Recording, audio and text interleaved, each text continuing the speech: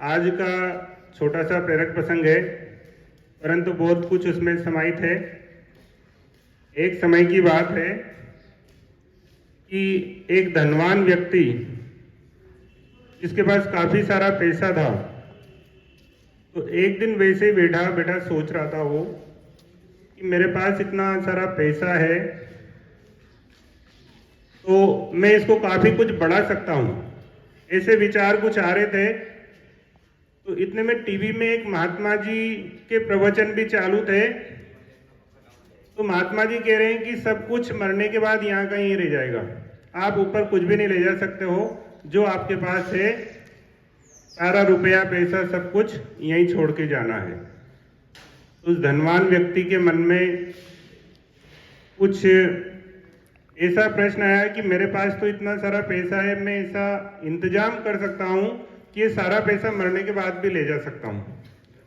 तो उस व्यक्ति ने अपने आसपास सब जगह सूचना भिजवा दी कि ऐसा कोई व्यक्ति जो ये मुझे बता दे कि इस पैसे को मरने के बाद भी स्वर्ग में ले जा सकते हैं, तो मैं उसको 1 करोड़ रुपए दूंगा। तो सारे के सारे व्यक्तियों के पास बात पहुंची कि मैं 8 दिन का समय देता हूं, मैं 8 दिन में मुझे कोई भी ये बताना पड़ेगा कि ये पैसा स्वर्ग में कैसे ले जा सकते हैं। तो 8 दिन निकल गए, तब भी उसका कुछ भी नहीं हुआ। कोई व्यक्ति उसके पास नहीं आया कि इस पैसे को स्वर्ग में कैसे ले जा सकते हैं। उसके बाद उसने वापस दूसरी शर्त रख दी कि जो व्यक्ति मुझे बता देगा उसको 5 करोड़ भी मैं दे सकता हूं कि इस पैसे को मैं स्वर्ग में कैसे ले जा सकता हूं।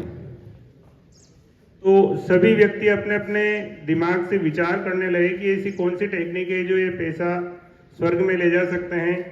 वो ले जाए नहीं ले जाए बात की बात है, लेकिन अभी तो मुझे 5 करोड़ मिल जाएंगे, तो ऐसी कोई टेक्निक बता दो इसको ताकि ये संतुष्ट हो जाए। तो एक सिंपल सा व्यक्ति गया उसके पास कि सेठ जी मुझे ऐसी टेक्निक याद है जिससे कि आप पैसा स्वर्ग में ले जा सकते हैं। तो धनवान व्यक्ति को बहुत खुशी हुई कि चल बता भाई, क्या ऐसी टेक्निक है जो पैसा स्वर्ग में ले जा सकते हैं।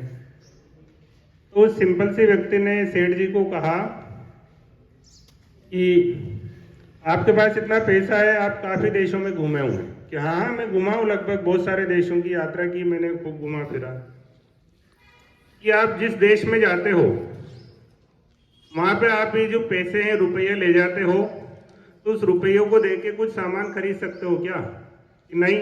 तो फिर कैसे खरीदते हो?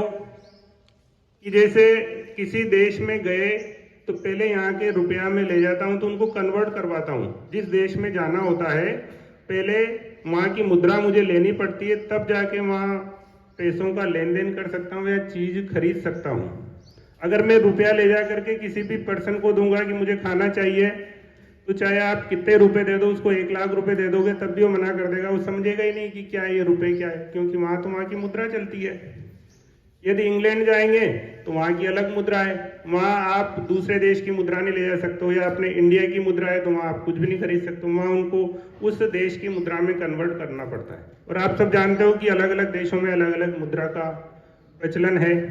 तो पहले जिस देश में जाएंगे उस देश की मुद्रा को अपने को लेना पड़ेगा, उसके बाद ही अपन लेन देन कर सकते हैं। तो सेम ऐसा का ही सही, या इंडिया से दूसरे देश में जा रहे हो या पृथ्वी पे, उसमें आपको मुद्रा चेंज करनी पड़ रही है, तो आपके पास जितनी धन दौलत है इसको भी आपको कन्वर्ट करवाना पड़ेगा।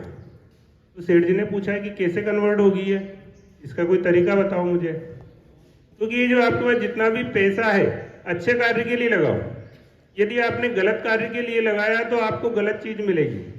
इसको यदि अच्छे कार्यों में लगाया जाए, धर्म कर्म में लगाया जाए, अच्छे विचारों के लिए लगाया जाए या समाज कार्यों के लिए लगाया जाए, तो आपको स्वर्ग में भी अच्छे से अच्छी चीजें प्राप्त होगी। तो वास्तव में सेम ऐसा का ही सही प्यारे बच्चों, अपन जो अभी पढ़ाई कर रहे हैं, यदि अपन अच्छी पढ़ाई करेंगे तो परीक्षा में अच्छा लिख पाएंगे, और पढ़ाई नहीं करेंगे, मोबाइल में टाइम खराब करेंगे या इधर उधर टीवी देखने में टाइम खराब करेंगे या दोस्तों के साथ इधर उधर घूमते फिरेंगे, तो परीक्षा में क्या मिलेगा अपने को? कुछ भी नहीं मिल पाएगा।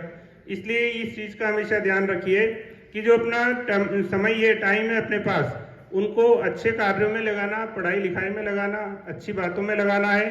कोई भी अपने माइंड में नेगेटिव विचार नहीं भरना है। यदि आपने दिमाग में नेगेटिव विचार भरे तो परीक्षा में भी आप नेगेटिव ही रहोगे, वहाँ कुछ भी नहीं लिख पाओगे। धन्यवाद।